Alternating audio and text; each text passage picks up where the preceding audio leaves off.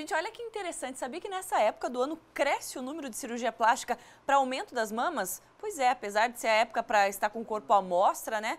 Tem muitas mulheres que abrem mão de estar na praia ou na piscina para realizar esse sonho. E quem está aqui comigo é o Dr. Tiago Bodanese para falar sobre tudo isso. Aliás, tem muita dica para você. Dr. Tiago, seja bem-vindo, tudo bem? Obrigado, Gisele. Começando nosso ano aqui com muitas dicas boas. Doutor, por que as pessoas procuram esse período para fazer? Já que vão estar usando biquíni, maiô? Na verdade, a procura ela é o ano todo, mas muitas pacientes procuram a época do ano que elas estão de férias ou que estão num período de recuperação. Como envolve muitas vezes 20, 30 dias para você ter um resultado melhor e uma recuperação mais adequada, muitas vezes então as pacientes aproveitam esse período de férias ou que estão no período de férias escolares também para poder fazer esse tipo de cirurgia. Agora, são quantas mulheres, assim, a estimativa que tem prótese de mama, doutor, no Brasil? Segundo a Sociedade Brasileira de Cirurgia Plástica, são em torno de 300 mil próteses por ano. Então, se a gente calcular as pacientes que já realizaram esse tipo de procedimento, realmente é um número muito grande. Hoje é a cirurgia mais procurada no Brasil, é a prótese de mama. Lembrando que o Brasil é referência em cirurgia plástica no mundo. Exato. Né? Nós somos muitas vezes o segundo ou o terceiro colocado atrás dos Estados Unidos em número de procedimentos de cirurgia plástica. Principalmente é a plástica de mamas. Sim. Então o Brasil é bem reconhecido, é uma referência internacional. Com certeza. Agora, doutor, uma coisa que muita mulher esquece ou finge que não lembra, né? Tem que fazer esse acompanhamento. Colocou a prótese, tá lá, bonita, adorou, né? O novo shape. Não volta para o médico para ver como é que tá a situação. Qual é o período que se tem que retornar para ver como é que tá a prótese?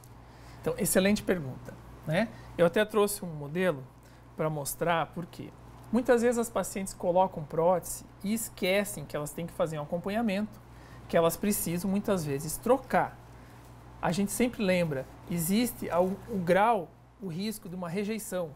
E essa rejeição muitas vezes é melhor conhecida como contratura capsular. Então, cria-se uma cápsula em volta da prótese, por exemplo, né? Essa prótese é uma prótese, por exemplo, vou pegar aqui para Vou mostrar lá para aquela câmera, doutor. Vou começar aqui então, para entender. Por exemplo, essa aqui é uma prótese nova. Muitas vezes a paciente procura o consultório, existem vários modelos, esse é só um exemplo. A paciente procura e é introduzida essa prótese, por exemplo, na paciente. Depois de um certo tempo, essa prótese, dentro do corpo, ela vai sofrendo transformações. Então, essa se tornou nessa aqui?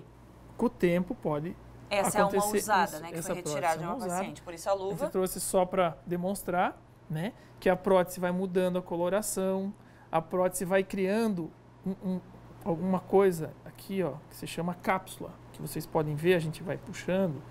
Isso é um processo natural que acontece porque é um corpo estranho. Sim. Então o organismo ele entende que isso aqui, ele ou quer remover ou quer entender o que é. Então ele manda as células aqui, cria-se um processo inflamatório em volta, que com o tempo se forma a cápsula. Quando essa cápsula é muito forte, muito rígida ou muito espessa, ela pode até trazer dor ou desconforto para o paciente. E isso indica uma troca.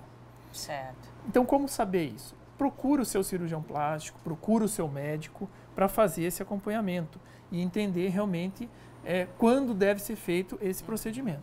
Doutor, só para a gente encerrar, que eu não posso deixar de falar, muita gente acha que se essa prótese estourar, vai espalhar o silicone pelo corpo. Não é assim, não é líquido que está aqui dentro, né? Exatamente. Então, aqui um outro modelo que vocês podem ver. Virar bem de frente para lá, isso.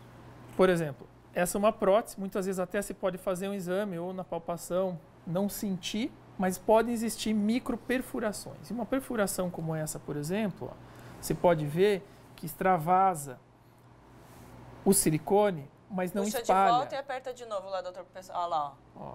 Então, ou seja, ele não vai escorrer. O silicone médico, esse silicone que pode ser usado em prótese, ó, ele não escorre e não espalha no corpo, como era antigamente. Sim. Antigamente acontecia. Antigamente a prótese, se furasse, ela espalhava. Tá certo.